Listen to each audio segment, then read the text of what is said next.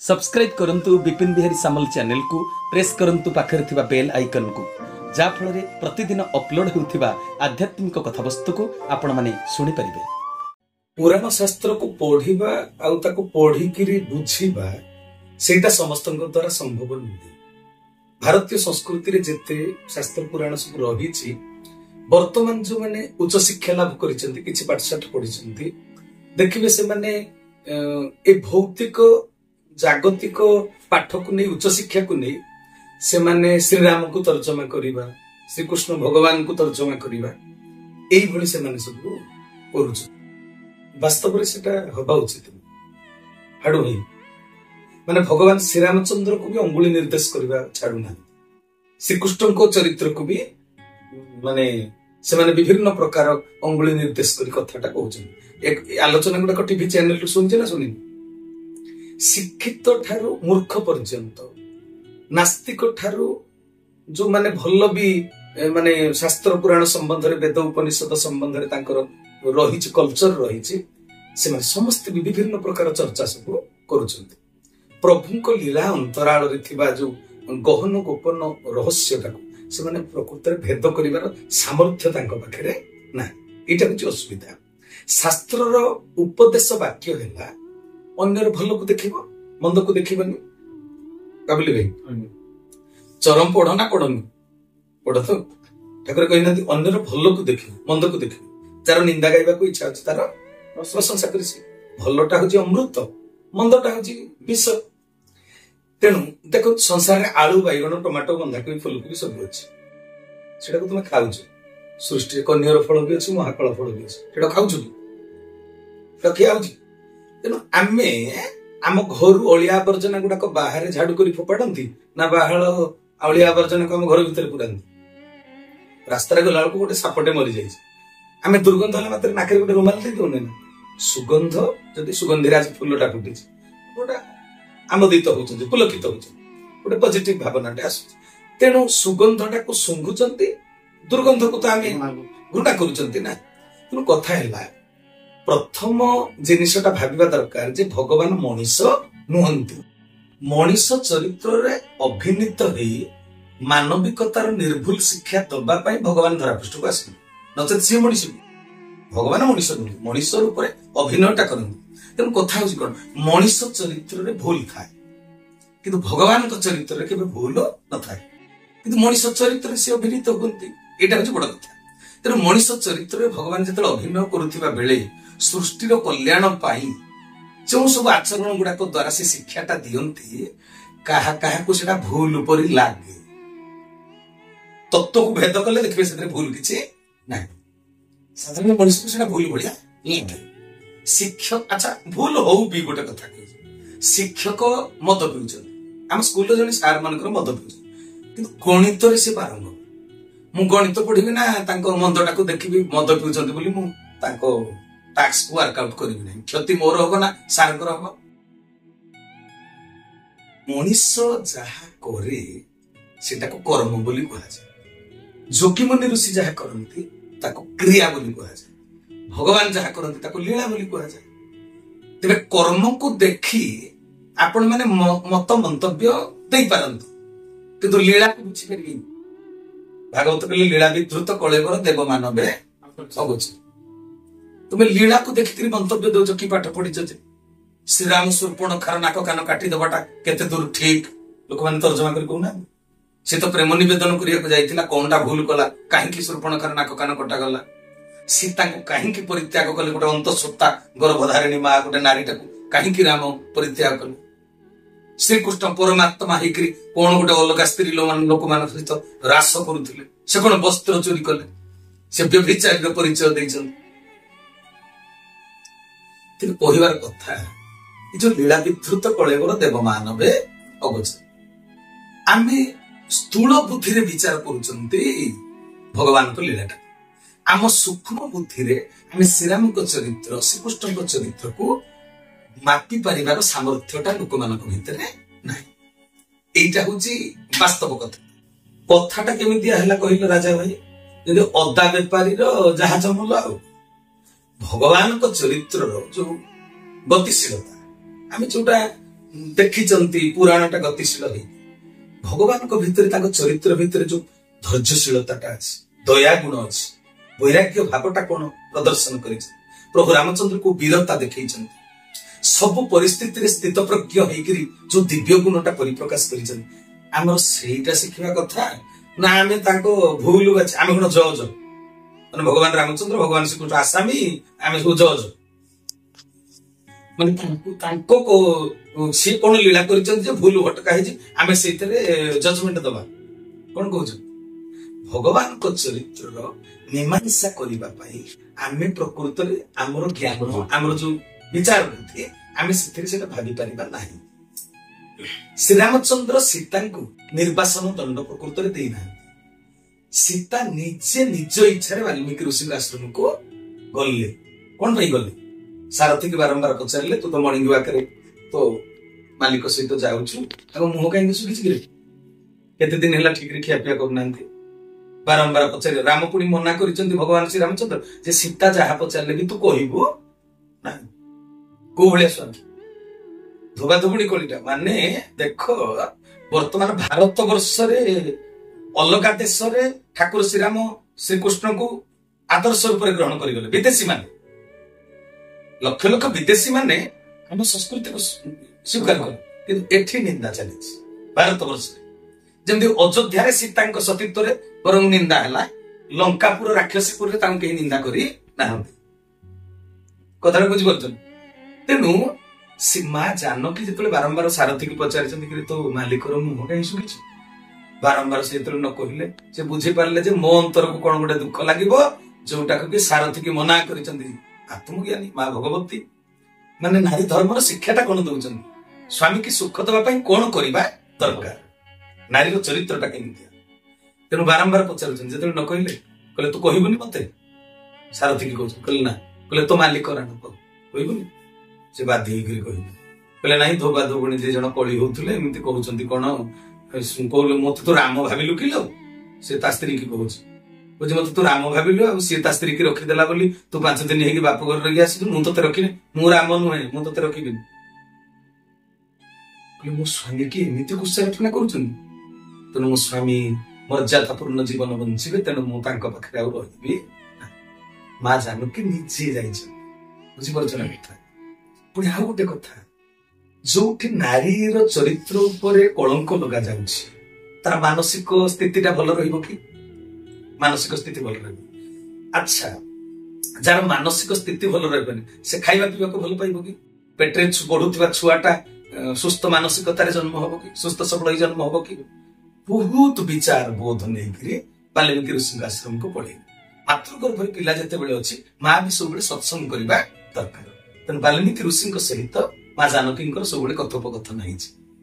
ତେଣୁ ସିଏ ଗୋଟେ ଛୁଆର ଯୋଉଟା ଅନାଗତ ଶିଶୁ ଯୋଉଟା ଧରାପୃଷ୍ଠକୁ ଆସିବ, ତାର ମଙ୍ଗଳ ନିମିତ୍ତ ସେ ଆଶ୍ରମ ଯାଇଛନ୍ତି, ବାଲ୍ମୀକି ଋଷିଙ୍କ ଆଶ୍ରମକୁ ଯାଇଛନ୍ତି। ଅନ୍ତରାଳରେ ଥିବା ସବୁ କଥା ଗୁଡାକ ବୁଝିପାରିଲେ ସିନା ହବ। ବୁଝିପାରୁଛ ନା କଥା? ଭଗବାନ ରାମଚନ୍ଦ୍ର ଯିଏ ନିଜ ସ୍ତ୍ରୀ କି ଉଦ୍ଧାର କରିବା ପାଇଁ ଭାଲୁ ମାଙ୍କଡକୁ ଟ୍ରେନିଂ ଦେଲେ ଯୁଦ୍ଧ କରିବା ପାଇଁ, କଣ କହୁଛ? ସେ ସ୍ତ୍ରୀ କି ସନ୍ଦେହ କରିବେ? ସେ କେତେ ତାଙ୍କ ସ୍ତ୍ରୀ କି ଭଲ ପାଆନ୍ତି ଯେ ସମୁଦ୍ରରେ ଯିଏ ଆଜିକାଲି ସେମିତି ପ୍ରେମ ଦେଖିବ, ଲଭ ମ୍ୟାରେଜ 6 ମାସରେ ଛାଡ ପତ୍ର, ସେ ତ ଏକ ପତ୍ନୀ ବ୍ରତ ଗ୍ରହଣ କରିଥିଲେ। ଆଜିକାଲି ପ୍ରେମର ସନ୍ତକ କଣ, ଆଜି କଳି ଯୁଗରେ ଭଲ ପାଉଛନ୍ତି ଯେ କଣ ହେଇଛି, ଗୋଟା 200-300 ଟଙ୍କାର ତାଜମହଲ ଧରେଇଦେବେ ଜନ୍ମଦିନରେ ପ୍ରେମିକାକୁ, ଆଇ ଲଭ ୟୁ। ପ୍ରେମର ସନ୍ତକ ହଉଛି ତାଜମହଲ। ପ୍ରେମର ସନ୍ତକ ତାଜମହଲ। ଯୋଉ ଶାହଜାହାନ ତାଜମହଲ ତିଆରି କରିଥିଲେ, ନିଜ ପ୍ରେମର ସନ୍ତକ ଜଗତକୁ ଦେଖେଇବା ପାଇଁ ସେ କାରିଗର ମାନଙ୍କ ହାତଟା କାଟିଦେଲେ ସମସ୍ତଙ୍କର। ହିଂସା ପ୍ରଣୋଦିତ କର୍ମ କଲେ। ସେ ପ୍ରେମର ସନ୍ତକ କହିପାରିବ ତାଜମହଲ? କାରିଗର ମାନଙ୍କ ହାତ ଗୁଡାକ କାଟିଦେଲେ, କାଳେ ଏଇଭଳିଆ ଗୋଟେ କଳା ସ୍ଥାପତ୍ୟ ଆଉ ଗୋଟେ ଜାଗାରେ ତିଆରି କରିଦେବେ, ଏଇଟା ନମ୍ବର 1 ହେଇକି ରହିବ। ହାତ କାଟିଦେଲେ। ତାପରେ କଣ ହେଲା? ଯେତେବେଳେ ମରିଗଲା ସିଏ, ଆହୁରି 10ଟା ବାହାଘର ହେଲେ। ପୁଣି କଥାରେ ଚାंद चांदनी से होता है सितारों से नहीं, मोहब्बत एक से होता है हजारों से नहीं। ଯାହା ପାଇଁ ପ୍ରେମର ସନ୍ତକ ତାଜମହଲ ତିଆରି କରାଗଲା, ସେ ମରିଗଲା ପରେ ପୁଣି ଆଉ 10 ଜଣଙ୍କୁ ବାହାଘର। ଏଟା ପ୍ରେମର ସନ୍ତକ? ଯଦି ଭାରତ ବର୍ଷରେ କିଏ କାହାକୁ ଭଲ ପାଉଛ ପ୍ରେମିକ ପ୍ରେମିକା, ହାତରେ ଗୋଟେ ସେତୁ ବନ୍ଧ ତିଆରି କର, ଛୋଟିଆ ସେତୁ ବନ୍ଧଟେ ଜନ୍ମଦିନରେ ଦବ, କହିଦବ ଆଇ ଲଭ୍ ୟୁ ନେ ଏଟା ପ୍ରେମର ସନ୍ତ କହୁଛି ସେତୁବନ୍ଧ ଯିଏ ଗୋଟେ ସ୍ତ୍ରୀ ପାଇଁ ସମୁଦ୍ରରେ ଗୋଟେ ବ୍ରିଜ ତିଆରି କରିଥିଲା ଭାଲୁ ମାଙ୍କଡ ମାନଙ୍କୁ ଧରି କେତେ କଷ୍ଟ ସ୍ୱୀକାର କରିକି। ମୁଁ ଏ କଥାଟା କହିବାର ନଥିଲା, ମୁଁ ଖାଲି କାହିଁକି କହିଲି ନା ଯିଏ ତା ସ୍ତ୍ରୀ କି ଏତେ ଭଲ ପାଏ ଯେ ଯାହା ପାଇଁ ସମୁଦ୍ର ଲଙ୍ଘନ କରିବାକୁ ସିଏ ପଛେଇ ନଥିଲେ, ସିଏ ଗୋଟେ ଗର୍ଭଧାରିଣୀ ମହିଳାକୁ ସ୍ତ୍ରୀଟାକୁ ପରିତ୍ୟାଗ କରିଦେଲେ ଏଡେ ବିଚାର ବୋଧ ତା ଭିତରେ ନଥିଲା। ଟିଭି ଚ୍ୟାନେଲରେ ବସିକରି ସମାଲୋଚନା କରୁଛନ୍ତି। ତେଣୁ କହିବାର କଥାଟା ହେଲା ମା ଜାନକୀଙ୍କ ସମ୍ବନ୍ଧରେ କହିବାର ଆମର ଅଧିକାର ନାହିଁ, ପ୍ରଭୁ ରାମଚନ୍ଦ୍ରଙ୍କ ସମ୍ପର୍କରେ କହିବାର ଅଧିକାର ବି ଆମ ଭିତରେ ନାହିଁ। ଅଯୋଧ୍ୟାରେ ତାଙ୍କୁ ନିନ୍ଦା କରିଛନ୍ତି, ସେଇଭଳି ଆଜି ଭାରତ ବର୍ଷରେ ଅବତାରବାଦ ସମ୍ପର୍କରେ ବୁଝି ନ ପାରିକି ଲୋକମାନେ ନିନ୍ଦା ଗାଳି କରୁଛନ୍ତି। ଆମ ସଂସ୍କୃତିକୁ ଆମେ ନିନ୍ଦା କରୁଛନ୍ତି। ଯେମିତି ଝିଅର ଲେଟ୍ ହେଇଯିବ ଅଫିସ ପହଞ୍ଚେ ଇଣ୍ଡିଆନ ଟାଇମ ତମେ କହିବା କଥା। ଭାରତ ମାତାର ନିନ୍ଦା ଗାଉଛ ଇଣ୍ଡିଆନ ଟାଇମ କହିକି, ନିଜକୁ ନିଜେ ପରିହାସ କରିବା କଥା ନୁହେଁ ଏଟା। ତେଣୁ କହିବାର ତାତ୍ପର୍ଯ୍ୟ ହେଲା ଶ୍ରୀରାମଚନ୍ଦ୍ର, ଏଟା ତ ମାତା ଜାନକୀ ଆଉ ଶ୍ରୀରାମଚନ୍ଦ୍ରଙ୍କ କଥାଟା କହିବେ। ପ୍ରଭୁ କେମିତି ଏକପତ୍ନୀ ବ୍ରତ ଗ୍ରହଣ କରିଥିଲେ ଲୋକ ସେଇଟା ଶିଖୁନାହାନ୍ତି। ପ୍ରେମ କେତେ ଦୃଢତା ତାଙ୍କ ଭିତରେ ଥିଲା ଏଇଟା ତାଙ୍କ ଆଖିକି ଦେଖାଯାଉ ନାହିଁ। ଦେଖାଯାଉଛି କିଏ ପୁଣି ଯିଏ କହୁଛି ତା ସ୍ତ୍ରୀ କି ସିଏ କେତେ ଥର ଗାଳି ଦଉଥିବ, କହି ଶିଖିଛି ବୋଲି ଖାଲି କହୁଛି। ବୁଝିପାରୁଛୁ ନା?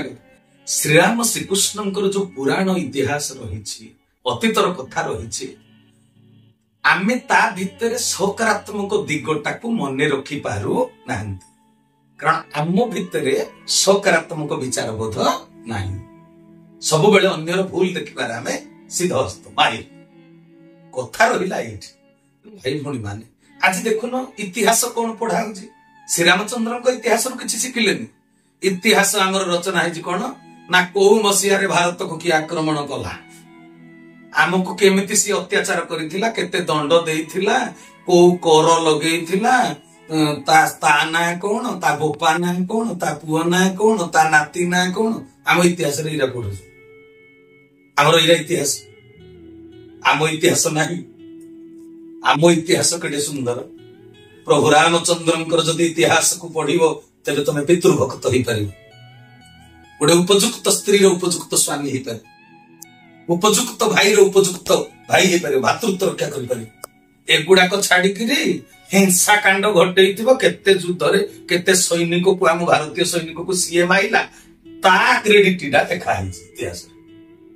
ଇତିହାସ ପଢୁଛନ୍ତି ଏଇଗୁଡାକ ଇତିହାସ। ସାମାଜିକ ପ୍ରଭାବ। ତେଣୁ ଭାଇ ଭଉଣୀ ମାନେ ଦେଖନ୍ତୁ, ଭଗବାନ ରାମଚନ୍ଦ୍ରଙ୍କ କଥା କହିବି, ଭଗବାନ ଶ୍ରୀକୃଷ୍ଣଙ୍କୁ ଦେଖ କେମିତି ଭାବରେ ସେମାନେ ନିନ୍ଦା କରୁଛନ୍ତି। ପ୍ରଥମ କଥା ହେଲା ଶ୍ରୀକୃଷ୍ଣଙ୍କୁ ବି ସେମାନେ ମନୁଷ୍ୟ ଜ୍ଞାନ କରୁଛନ୍ତି। ସାଧାରଣ ମଣିଷ ଜ୍ଞାନ କରିବାଟା ଭଗବାନଙ୍କୁ ଠିକ ନା ଭୁଲ? ଭୁଲ ନିଶ୍ଚୟ। ତମକୁ ଭୁଲଟା ଦେଖାଯିବ ଯଦି ମଣିଷ ଜ୍ଞାନ କରିବ। ମଣିଷର କର୍ମ ବିଜ୍ଞାନକୁ ବୁଝିବା ପାଇଁ ଆମର ସାମର୍ଥ୍ୟ ନାହିଁ। ଆଚ୍ଛା, ଭଗବାନଙ୍କ ଲୀଳା ଭିତରେ କଣ ତତ୍ତ୍ୱ ଲୁଚି ରହିଛି ତମେ ଭେଦ କରିପାରିବ? ସମାଜର ଶିକ୍ଷିତ ଲୋକମାନେ, ଯୋଉମାନେ ବର୍ତ୍ତମାନ ସମାଜରେ ବୈଜ୍ଞାନିକ ମନୋବୃତ୍ତି ରଖିକିରି ଶିକ୍ଷିତ ହେଇଛନ୍ତି, ଯୋଉମାନଙ୍କୁ ଆମେ ସମ୍ମାନ ଦଉଛନ୍ତି, ବଡ ବଡ ସଭାରେ ସମ୍ବର୍ଦ୍ଧନା ଦଉଛନ୍ତି, ମାନପତ୍ର ଦଉଛନ୍ତି, ତାଙ୍କୁ ଡାକୁଛନ୍ତି, ସେଇଭଳିଆ ଲୋକ ଦେଖିବେ ଯୋଉମାନେ ଉଚ୍ଚ ଶିକ୍ଷିତ ଅନ୍ୟର ବାଥରୁମରେ ଲୁଚିକିରି ଲଙ୍ଗଳା ଫଟୋ ଉଠଉଛି, ସୋସିଆଲ ମିଡିଆରେ ଚାଲୁଛି, କୁକୁର ମାନଙ୍କର ଯୌନ କ୍ରିୟାକୁ ଦେଖିକିରି ଫଟୋ ଉଠଉଛି, ଭିଡିଓ ଠିଆ ହେଇକି। ଦେଖିଛ ନା ଦେଖିନ? ଆଚ୍ଛା, ଏଇ ମନୋବୃତ୍ତିର ଯୋଉ ଲୋକମାନେ ଅଛନ୍ତି, ଯିଏ କୁକୁରର ଯୌନ କ୍ରିୟାକୁ ଫଟୋ ଉଠେଇ ସୋସିଆଲ ମିଡିଆରେ ଛାଡୁଛନ୍ତି, ଯିଏ ବାଥରୁମରେ ଅନ୍ୟର ଫଟୋ ଉଠଉଛନ୍ତି, ଏଇ କାର୍ଯ୍ୟରୁ ସେମାନେ ସୁଖ ପାଉଛନ୍ତି ବୋଲି ଏଟା କରୁଛନ୍ତି। ଏଟା ତାଙ୍କ ସ୍ୱଭାବ, ତାଙ୍କ ପ୍ରକୃତି, ତାଙ୍କ ରୁଚି। ତାଙ୍କ ରୁଚିଟା କେମିତିକା ଯେ ସେ ରାମଙ୍କ ଚରିତ୍ରକୁ ଦେଖିକିରି ଠିକଟା ବୁଝିବେ, କୃଷ୍ଣଙ୍କ ଚରିତ୍ରକୁ ଦେଖିକିରି ଠିକଟା ବୁଝିବେ। ତାଙ୍କୁ ସବୁବେଳେ କହନ୍ତିନି ଚୋର ମନ ଗଣ୍ଠିଲିରେ, ଚୋର ମନ ଗଣ୍ଠିଲିରେ କହନ୍ତି। ଯିଏ ଯୋଉ ଭାବରେ ଅଛି ତାକୁ ସେଇଟା ଦେଖାଯାଏ। ଭଗବାନ ଶ୍ରୀକୃଷ୍ଣଙ୍କର ଆଦର୍ଶ, ଯୋଉମାନେ ତାଙ୍କୁ ଆଦର୍ଶ ବୋଲି ମାନି ନେଇଛନ୍ତି, ଦେଖ ସେମାନେ ଜଙ୍ଗଲରେ ଯାଇକି ତପସ୍ୟା କରୁଛନ୍ତି, ବୈରାଗୀ ହେଇଛନ୍ତି, ତାଙ୍କୁ ନେଗେଟିଭ ଦେଖାଗଲା କି? ଯେ ନାଇଁ କହିଲେ ଶ୍ରୀକୃଷ୍ଣ 16,000 ରାଣୀ ବିବାହ କରିଥିଲା, ଅଷ୍ଟପାଟ ବଂଶୀ, ପୁଣି ରାଧା ଗୋଟେ ତାକୁ ଭଲ ପାଉଥିଲା, ଝେଡା ଗୁଡା କଡା ତା ମାଇଁ, ସେଟା कहना ବାସ୍ତବତା को କେହି ବୁଝିବାକୁ ଚେଷ୍ଟା କରୁ ନା। ଭଗବାନ କୃଷ୍ଣ ଥିଲେ ବିଳାସ ପ୍ରିୟ, ତାଙ୍କୁ ଆଦର୍ଶ ଭାବେ ଯୋଉମାନେ ଗ୍ରହଣ କରିଛନ୍ତି, ପୁଣି ସେମାନେ ବାବାଜୀ ହେଇଛନ୍ତି, ବୈରାଗୀ ହେଇଛନ୍ତି, ଘର ଦ୍ୱାର ଛାଡିକିରି ପଳେଇଛନ୍ତି, ତେବେ ତାଙ୍କ ଆଖିକି କଣଟା ଦେଖାଗଲା ମତେ କହିଲେ? ଯୋଉମାନେ କହୁଛନ୍ତି କୃଷ୍ଣ ବସ୍ତ୍ର ହରଣ ଚୋରି କରିଥିଲେ ଗୋପୀ ମାନଙ୍କର ଗୁପ୍ତ ଅଙ୍ଗକୁ ଦେଖିବ, ଟିଭି ଚ୍ୟାନେଲ କହୁନାହାନ୍ତି ନା, କହିଲେ ଯିଏ ରାତି ଅଧରେ ବଇଁଶୀ ବଜେଇ ଡାକୁଥିଲା, ନିକାଞ୍ଚନରେ ଖରାପ ସମ୍ପର୍କ ରଖୁଥିଲା ପର ସ୍ତ୍ରୀ ଲୋକ ଗୁଡାକ ପାଇଁ, ତାଙ୍କୁ କେବେ ଭଗବାନ କୁହାଯାଇ ପାରିବ? ତାଙ୍କୁ ଆଦର୍ଶ କରାଯାଇ ପାରିବ? ତାଙ୍କୁ ମାନି ହବ? ମୁଁ ଆପଣ ମାନେ ସମସ୍ତଙ୍କୁ ପଚାରୁଛି, ଆମ ସଂସ୍କୃତିକୁ ବୁଝିବା ପାଇଁ ଉଗ୍ର ସାଧନା ଦରକାର କି ନାହିଁ ମତେ କହିବେ? ଜ୍ଞାନର କୋଉ ଉଚ୍ଚ ସ୍ତରରେ ପହଞ୍ଚିଲେ, ମାନସିକତାଟା କୋଉ ସ୍ଥିତି ଥିଲେ ଆମ ସଂସ୍କୃତିର ଶିକ୍ଷାଟା ଆପଣ ମାନେ କରିପାରିବେ? ଆମ ସଂସ୍କୃତିରେ ଏଇ ଜ୍ଞାନ ଶିକ୍ଷା ଦିଆଯାଇଛି, ଅନ୍ୟର ଭଲକୁ ଦେଖିବୁ, ମନ୍ଦକୁ ଦେଖିବୁ ନା। ବୁଝିପାରୁଛ ନା? ତେଣୁ ଯିଏ ମନ୍ଦ ଦେଖେ, ଯାହାର ଦୃଷ୍ଟି ମନ୍ଦଟାକୁ ଦେଖୁଛି, ସିଏ ଦୋଷ ଦୃଷ୍ଟି ଯୁକ୍ତ ନିଶ୍ଚୟ, ତା ଦୃଷ୍ଟିଟା ମନ୍ଦ ଦୃଷ୍ଟି ନିଶ୍ଚୟ। ତେଣୁ ମୋ କହିବା କଥା, କାମଳ ରୋଗୀକୁ ଯେମିତି ସାରା ଦୁନିଆଟା ହଳଦିଆ ଦେଖାଯାଏ, ଆମର ଡାକ୍ତର ବାବୁ କଣ ଡାକ୍ତର ନା ଫାର୍ମାସିଷ୍ଟ ମୁଁ ତ ଭଲ କି ଜାଣି, ଡାକ୍ତର ବାବୁ ଭଲ କରି କହିବ କାମଳ ରୋଗୀ କି ଯେମିତି ଦୁନିଆ ଗୋଟା ଯାକ ହଳଦିଆ ଦେଖାଯାଏ। ତେଣୁ କାମାନ୍ଧ ଲୋକକୁ ଯାହା ଦେଖିଲେ ବି କାମ ପ୍ରବଣତାଟା ସିଏ ଅନୁଭୂତିରେ ଆଣିବ, ସେଇଟା ଦେଖିବ। ଏରା ବିଦ୍ୟୁତ କଳିବର ଦେବମାନବ ବ୍ୟବଚାର। ଯିଏ ଗୋଟିଏ ସମୟରେ ଅନେକ ଜାଗାରେ ଉପସ୍ଥିତ ରହିପାରନ୍ତି, ତାଙ୍କ ଶରୀରକୁ ପାର୍ଥିବ ଶରୀର କୁହାଯିବ ନା ଚିନ୍ମୟ ଶରୀର କୁହାଯିବ? ଚିନ୍ମୟ ଶରୀରଟା। ତେବେ ଚିନ୍ମୟ ଶରୀରଟା ଦ୍ଵାରା କଣ କାର୍ଯ୍ୟ କରିହବ ତୁମେ କହିପାରିବ? ଅଷ୍ଟପାଟ ବଂଶୀ ଏକା ବେଳେ 8 ଜଣଙ୍କ ରାଣୀଙ୍କ ଘରେ ରହୁଥିଲେ। ତମେ ଏଟା ସମ୍ଭବ ନୁହେଁ, ଏଟା ବିଜ୍ଞାନ ସ୍ୱୀକୃତ କଥା ନୁହେଁ। ଆରେ ଭାଇ ମାନି ଯାଅ ଯେ ବିଜ୍ଞାନ ଯେତେ ଚେଷ୍ଟା କଲେ ବି, ଯେତେ ଗବେଷଣା କଲେ ବି ଏପର୍ଯ୍ୟନ୍ତ ସେ ସ୍ତରରେ ପହଞ୍ଚି ପାରି ନାହିଁ। ତା କୋଉ ଭଳିଆ କଥାଟା ବୋଲି ଅନେକ ସ୍ଥାନରେ ଉପସ୍ଥିତ ଯିଏ ରହିପାରିବ, ସେ ଅନେକଙ୍କ ସହିତ ମିଶି ପାରିବ, ଅଭିଷ୍ଟ ପୂର୍ଣ୍ଣ କରିପାରିବ। ଆଉ ଜାଗତିକ ପାଠ ଦ୍ଵାରା ଉଚ୍ଚ ଶିକ୍ଷା ଆଧାରରେ ଆଧ୍ୟାତ୍ମିକତାକୁ ବିଚାର କଲେ ଚଳିବ? ଭଗବାନଙ୍କ ଲୀଳାକୁ ବିବେଚନା କରିପାରିବ ସେଥିରେ? ଆଉ ମନ୍ତବ୍ୟ ଦେଇ ସିଦ୍ଧାନ୍ତ କରିବା ପାଇଁ ବିଜ୍ଞାନ ସେ ପର୍ଯ୍ୟନ୍ତ ପହଞ୍ଚି ପାରିନି ବୋଲି ଏଇଟା ସ୍ୱୀକୃତି ଦିଆଯିବ, ଏଇଟା ମାନି ନେବାକୁ ବାଧ୍ୟ। ବହୁତ ବଡ ବଡ ବୈଜ୍ଞାନିକ ମାନେ ଆଧ୍ୟାତ୍ମିକତାକୁ ଏବେ ସ୍ୱୀକାର କରିଛନ୍ତି କି ନାହିଁ ମତେ କହିଲ? ଏଇ ଭିଡିଓରେ ମୁଁ ସେଟା କହିପାରିବିନି, ସମୟ ଅଧିକ ହେଇଗଲାଣି। ମୁଁ ନିଶ୍ଚୟ ଆଉ ଗୋଟେ କେବେ ଭିଡିଓ ତିଆରି କରିବି, ଆପଣ ମାନଙ୍କୁ କହିବି କୋଉ ବୈଜ୍ଞାନିକ ମାନେ ଆଧ୍ୟାତ୍ମିକତାର କୋଉ ଜିନିଷକୁ ଏବେ ସ୍ୱୀକାର କରିବାକୁ ବାଧ୍ୟ ହୋଇଛନ୍ତି। ତୋମାୟା ତୋତେ ଅଗୋଚର କାହିଁ ଜାଣିବ ଏ ନରଛାନ। ୟାର ମାନେଟା କଣ? ହେ ପ୍ରଭୁ, ତୋ ଠାରୁ ସୃଷ୍ଟି ହେଇଥିବା ମାୟା ତତେ ବି ବୁଝିପାରୁ ନାହିଁ, ତୁ ତାଙ୍କୁ ଅଗୋଚର। ଆଉ ସାଧାରଣ ଲୋକ ତତେ କଣଟା ବୁଝିବ? ତେଣୁ ମତେ ଆଜି ହାଡୁ ଭାଇ, କାବୁଲି ଭାଇ ଏକା ଯୋଉ ପ୍ରଶ୍ନଟା ଷ୍ଟାର୍ଟିଂ ରୁ ପଚାରିଥିଲେ, ମୁଁ ଖାଲି ଆପଣ ମାନଙ୍କୁ ସେତିକି କହିବି ଯେ ଭାରତର ଇତିହାସ ଯଦି ପଢୁଛ, ତେବେ କୋଉ ଖ୍ରୀଷ୍ଟାବ୍ଦରେ ଭାରତକୁ କିଏ ଆସିଥିଲା, କିଏ ଅଧିକାର କରିଥିଲା, ଆମକୁ କିଏ ଅତ୍ୟାଚାର କରିଥିଲା, ଆମକୁ କି ପ୍ରକାର ଦଣ୍ଡ ବିଧାନ କରିଥିଲା, ସେଇ ଇତିହାସ ପଢିବାର ବେଳ ଅତିକ୍ରାନ୍ତ ହେଇଯାଇଛି। ସେଇ ଇତିହାସକୁ ପଢି ଯଦି ନମ୍ବର ରଖୁଛ ରଖ, କହିବାର ନାହିଁ। ଏହି ଇତିହାସ ବି ବଦଳି ଯିବା କଥା, ତାକୁ ବଦଳେଇବା କଥା। ଯେମିତି ଏବେ ଅଯୋଧ୍ୟାରେ ଯୋଉ ରାମ ମନ୍ଦିର ପ୍ରଭୁଙ୍କର ପ୍ରତିଷ୍ଠା ହେଲା ପରେ ସବୁ ଛକର ନାମ ବି ବଦଳି ଦିଆଯାଇଛି, ସେମିତି ସୁଧାର ଆସିବା କଥା। ମୁଁ କାହାକୁ ବିଲକୁଲ ମାନେ ବିରୁଦ୍ଧାଚରଣ କଲା ଭଳିଆ କଥା କହୁନାହିଁ। ଯୋଉଥିରେ ଆମର ଲାଭ, ଯୋଉଥିରେ ଆମେ ସକାରାତ୍ମକ ଦିଗଟାକୁ ଗ୍ରହଣ କରିପାରିବା, ବୁଝିପାରିଲେ? ଆମର କଣ ଦରକାର ତା ବାପା କିଏ, ତା ନାତି କିଏ, ଯୋଉମାନେ ଆକ୍ରମଣ କରିଥିଲେ ତାଙ୍କ ବଂଶଧରଙ୍କ କଥା ଆମେ କିଏ ପଢିବା? ସେଥିରେ ଆମର କଣଟା ଲାଭ ହବ ମତେ ଦେଇ କହିବେ? କାଣିଚାଏ ଲାଭ ହବ? ନେଗେଟିଭ ଏନର୍ଜି ବଢିବ, ହିଂସାଟା ବରଂ ବଢିବ। ଆମେ ବି ନିଜକୁ ନ୍ୟୁନ ମନେ କରିବା ଯେ ଆମେ ଏଇଠି ଦୁର୍ବଳ ଥିଲେ ନା, ଆମକୁ ସେ ମାରିକି ଆଣି ପକେଇଲେ, ନିଜକୁ ବରଂ ଖରାପ ଲାଗେ, କ୍ରୋଧ ହବ। ସେମାନଙ୍କ ପ୍ରତି ପ୍ରତିଶୋଧ ପରାୟଣ ହବା, ଯୋଉ ତାର ଭାରତୀୟ ଦର୍ଶନ ଖଣ୍ଡନ ହବ, ଜୀବ ପ୍ରତି ଦୟା, ହିଂସା ପରମ ଧର୍ମ। ତେଣୁ ଅତ୍ୟାଚାରୀ ମାନଙ୍କୁ ମନେ ରଖିଲେ ଅତ୍ୟାଚାରୀ ଆଦର୍ଶ ଆମେ ଗ୍ରହଣ କରିବା, ସେଗୁଡାକ ଆମର ଦରକାର। ଯଦି ଇତିହାସ ମନେ ରଖିବାର ଅଛି, ଶିବାଜୀଙ୍କ ଇତିହାସକୁ ମନେ ରଖ। ଇକ୍ଷ୍ୱାକ କୁଳର ରଘୁ, ଦିଲ୍ଲୀପ ଗୋମାତାଙ୍କର କେମିତି ସେବା କରିଥିଲେ ତାକୁ ପଢିଲେ ଆମେ ଗୋମାତାଙ୍କର ସେବା କରିବାକୁ ଆମର ଇଚ୍ଛା ହବ। ଆମେ ଗୋମାତାର ସେବା କଲେ ଗୋବରରୁ ଲାଭ ପାଇବା, ଚାଷବାସ ହବ, କ୍ଷୀର ପାଇଲେ ଆମକୁ କ୍ୟାଲସିୟମ ମିଳିବ, ହଁ କି ନାହିଁ? ତେଣୁ ସବୁ କିଛି ଆମକୁ ମିଳିଯିବ। ଆମେ ରଘୁ ଭଗୀରଥଙ୍କ ଇତିହାସ ପଢିବା, ତପସ୍ୟା କରି ଗଙ୍ଗାକୁ ସିଏ ପୃଥିବୀ ପୃଷ୍ଠକୁ ବୁହାଇ ଆଣିଥିଲେ। ଆମେ ଗଙ୍ଗା ଆଣି ନ ପାରନ୍ତି ଜଗତର କଲ୍ୟାଣ ପାଇଁ ତ ପୋଖରୀଟେ ଖୋଳି ପାରିବା, କୂଅଟେ ତ ଖୋଳି ପାରିବା। ଆମେ ତ କାହାର ମାଛରେ ବିଷ ପକେଇଦବାନି। ସକ୍ରେଟିକ୍ସ ବିଷ କିଏ ପାଇଥିଲେ? ବିଦେଶୀ ମାନେ ନା ଆମେ? ତେଣୁ ଆମେ କାହାକୁ ବିଷ ଦେବା ଲୋକ ନୁହେଁ, ଆମେ ଅମୃତ ଦେଲା ଲୋକ। ତେଣୁ ଆମେ ଭଗବାନଙ୍କର ଆଦର୍ଶ, ଭଗବାନଙ୍କର ଇତିହାସ, ଆମ ସଂସ୍କୃତିରେ ଯୋଉଟା ଅଛି ଆମେ ତାକୁ ନକାରାତ୍ମକ ମନ୍ତବ୍ୟ ଦବା ନାହିଁ। ଏଇଟା ଯେପର୍ଯ୍ୟନ୍ତ ମନେ ନ ରହିବ, ରାମଙ୍କୁ ଯେପର୍ଯ୍ୟନ୍ତ ଭୁଲ ଦଉଥିବ ସେ ପର୍ଯ୍ୟନ୍ତ ବାପା ମା ପୃଥିବୀର ଅବହେଳିତ ହେବେ। ଯେପର୍ଯ୍ୟନ୍ତ କୃଷ୍ଣଙ୍କୁ ଆପଣ ମାନେ ଭୁଲ ଦେବେ ସେ ପର୍ଯ୍ୟନ୍ତ ପ୍ରେମର ପରାକାଷ୍ଠା ବୁଝିପାରିବେ ନାହିଁ। ମୁଁ ଆଜି ଗୋଟେ ଦିନରେ ଏତେ କଥା କହୁନି। ରାଧାଙ୍କୁ ଛାଡିଗଲା ପରେ ବି ଅଷ୍ଟପାଟ ବଂଶୀକି ବିବାହ କରିଛନ୍ତି। ରାଧା ଅବଜେକ୍ସନ କରିଛନ୍ତି? କରିନାହାନ୍ତି। ପ୍ରେମ ତ୍ୟାଗ, ପ୍ରେମରେ ଭୋଗ ନାହିଁ, ପ୍ରେମରେ ଅଛି ତ୍ୟାଗ। ଯଦି ସମୟ ସ୍ରୋତରେ ମୋଠୁ କିଏ ଭୁଲିଗଲା, ଦୂର ଜାଗାକୁ ଭାସିଗଲା, ତେବେ ସେ ଯୋଉଠି ଅଛି ଭଲରେ ଥାଉ। ମୁଁ ତାର ହିଂସା କରିବି ନାହିଁ, ତାର କ୍ଷତି ପହଞ୍ଚେଇବି ନାହିଁ। ଏଇଟାକୁ କୁହାଯାଏ ପ୍ରେମ। ହଉ, ଆଜି ଆଉ ସମୟ ନାହିଁ, ଏତିକିରେ ରଖିବା ହେଲା। ତେବେ ହାଡୁ ଭାଇ ପ୍ରଶ୍ନର ଉତ୍ତର ମିଳିଲା? କାବୁଲି ଭାଇ सब्सक्राइब करंतु विपिन बिहारी सामल चैनल को प्रेस करंतु पाखरे थिबा बेल आइकन को, जा फଳରେ प्रतिदिन अपलोड हेउथिबा आध्यात्मिक कथावस्तु को आपण माने सुनि परिबे।